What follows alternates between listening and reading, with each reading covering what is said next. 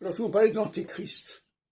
L'Antéchrist qui est un thème central du prophétisme dont je suis un spécialiste. En 86, j'avais publié déjà dans un colloque à Compiègne une communication sur Pierre Dailly et l'Antéchrist. Et là, je reviens sur l'Antéchrist à propos de Nostradamus.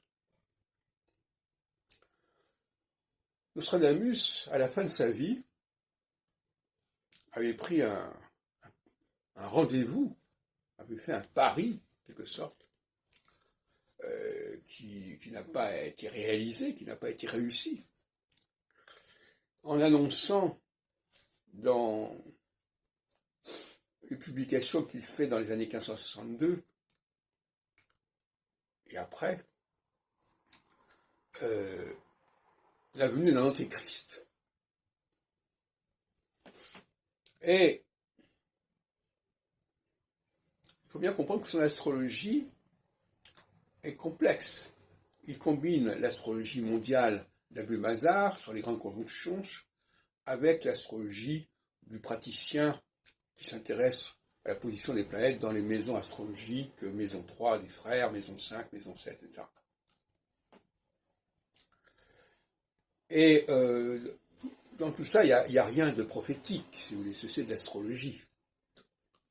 Le mot prophétie, je pense qu'on ne peut même pas dire que Nostradamus soit un prophète, si ce n'est que il annonce effectivement, à la fin de sa vie, il a envie de devenir prophète. Et il nous annonce la naissance à venir d'un Antéchrist. Et il en donne même la date exacte, en quelque sorte.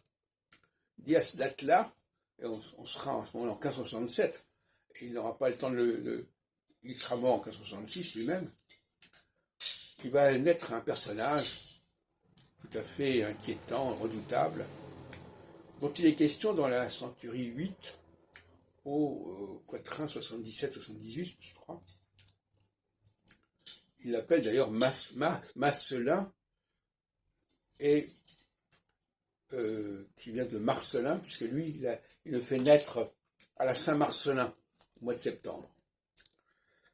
Et il faut bien comprendre que, quand je dis qu'on retrouve dans la centurie 8 des éléments de l'Antéchrist tels que l'avait envisagé Nostradamus, ça veut dire qu'il a rédigé cette centurie 8. Ça n'a rien à voir. Ce sont des éléments qu'on a repris de Nostradamus et qu'on a placés dans la centurie 8. Il ne faut quand même pas se confondre les choses.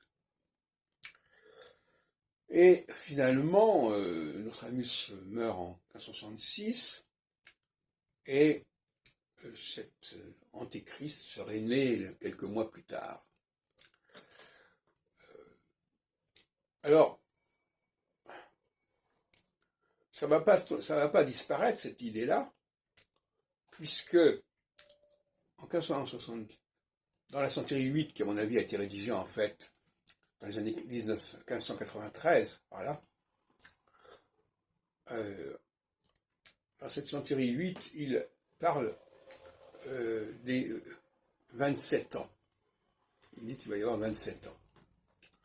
Et 27 ans, comme par hasard, si on ajoute 1567 à 27, ça fait 1594.